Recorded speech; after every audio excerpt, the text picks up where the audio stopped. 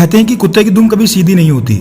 बिल्कुल वैसा ही हाल है इस समय पाकिस्तान की इमरान खान सरकार का, जो हर वो काम करना चाहती है जो उसकी औकात से बाहर है। पहले तो उसने अपनी औकात से बाहर जाकर OIC के बड़े ताकतवर देशों को धमकी देकर कश्मीर मुद्दे पर भारत को घेरने को कहा। फिर उसके बाद उसने सऊदी अरेबिया को धमकी दी और इस्लामिक देशों में उसके वर्चस्व को चुनौती देने की कोशिश की। लेकिन शायद पाकिस्तान भूल चुका था कि वो खुद सऊदी अरेबिया के टुकड़े पर पल रहा है। पाकिस्तान ने पहले भी टर्की और मलेशिया के साथ मिलकर नया इस्लामिक देशों का फ्रंट बनाने की कोशिश की है, लेकिन इस बार सऊदी अरेबिया ने पाकिस्तान को हल्के में जाने नहीं दिया।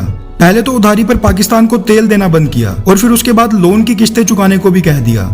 पहली किस्त पाकिस्तान ने चाइना से उधार लेकर चुका दी है और अब पाकिस्तानी विदेश मंत्री कुरैशी दूसरी किस्त का जुगाड़ करने बेजिंग पहुंच चुके हैं। इसी कड़ी में जो तीसरा कारनामा पाकिस्तान ने अपनी औकात से बाहर का किया है वो इजरायली UAE शांति समझौते के बाद UAE के खिलाफ बयान देकर कर दिया है और फलस्तीनियों का रोना रोया है। दरअसल ये सभी देश कश्मीर मुद्दे पर पाकिस्तान का साथ इसलिए नहीं देते क्योंकि पाकिस्तान खुद वीगर मुस्लिम मुद्दे पर चाइना को कुछ नहीं बोलता।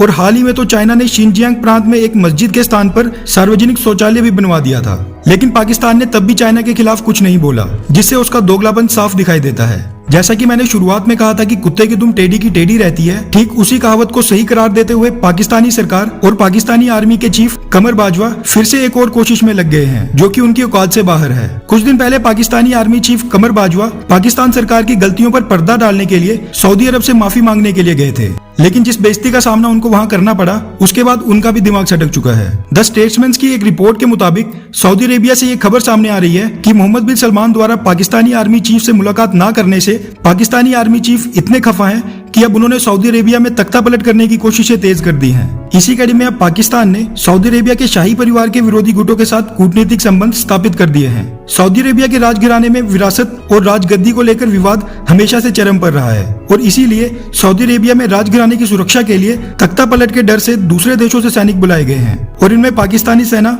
मुख्य तौर पर शामिल है। ऐसे में पाकिस्तानी आर्मी चीफ कमर बाजवा अपनी बेइज्जती का बदला लेने के लिए अपनी सेना की मदद से तख्ता पलट करने की कोशिश कर रहे हैं, लेकिन अब पाकिस्तान अपनी वास्तविक औकात से बाहर की दुश्मनी पाल रहा है। हमारा मानना है कि क्योंकि सऊदी अरेबिया का राजघराना कश्मीर मुद्दे का विरोध न करने की वजह से इस स्थिति में है, इसीलिए भारत की नरेंद्र मोदी सरकार को सऊदी अरेबिया के राजघराने की मदद करनी चाहिए और इसी के लिए जरूरत पड़े तो अपनी सेना को भी भेजना चाहिए, क्योंकि रियाद में बैठा अभी का राजघराना भारत के पक्ष में है और अगर तख्ता पलट होता है तो नया राजघराना फिर पाकिस्तान की सरकार के लिए काम करेगा।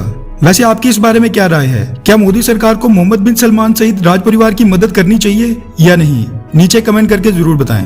अच्छा सुनो, चैनल को सब्सक्राइब करो, उसके बाद घंटी बजा देना ताकि अगली वीडियो आपसे मिस ना हो पाए। Thank you.